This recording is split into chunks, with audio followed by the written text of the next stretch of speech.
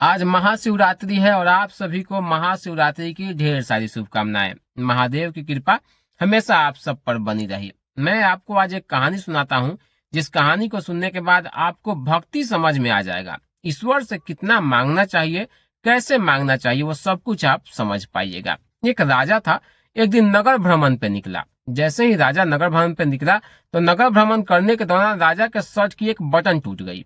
Button टूटने पर राजा के शर्ट के ऊपर जो पोशाक होता था, जो बांधा जाता था बटन से ही, वो खुल गया और खुलने से अच्छा नहीं लग रहा था। राजा को कहीं ना कहीं उससे शर्मिंदगी महसूस हो रही थी। लोग क्या सोचेंगे कि इतना बड़ा राजा और टूटे हुए शर्ट का बटन लेकर राज्य में नगर भ्रमण के लिए निकल चला है। ये सोचकर उसने मंत्री को कहा कि मंत्री, जल्द से जल्द पास में कोई दर्जी हो तो उसे बुलाया जाए और मेरे शर्ट की बटन लगवाई जाए। मंत्री ने पास के एक दर्जी को बुलाया। दर्जी आया, उसने राजा की शर्ट की बटन लगा दी। बटन लगाने के बाद राजा ने दर्जी से कहा कि दर्जी, बताओ तुम क्या चाहते हो, मैं तुम्हें कुछ देना चाहता हूँ। आज तुमने मेरी प्रतिष्ठा बचाई है, मैं तुम्हें कुछ दान देना चाहता हूँ, बोलो तुम्हें क्या चाहिए।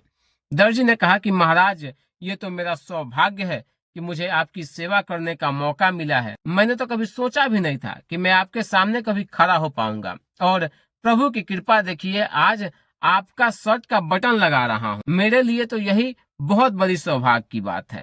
राजा ने जोर देते हुए कहा कि नहीं नहीं, मुझे तो तुमको कुछ देना ही है, बताओ तुम क्या चाहते हो। दर्जी ने कहा कि जब आपको इतनी इच्छा है मुझे कुछ देने की, तो आपकी जो मर्जी वो दे दीजिए। आप जो दे देंगे मैं उसमें खुश हूँ, संतुष्ट हूँ, मैं उसे आपका आशीर्वाद समझ के रख लूंगा।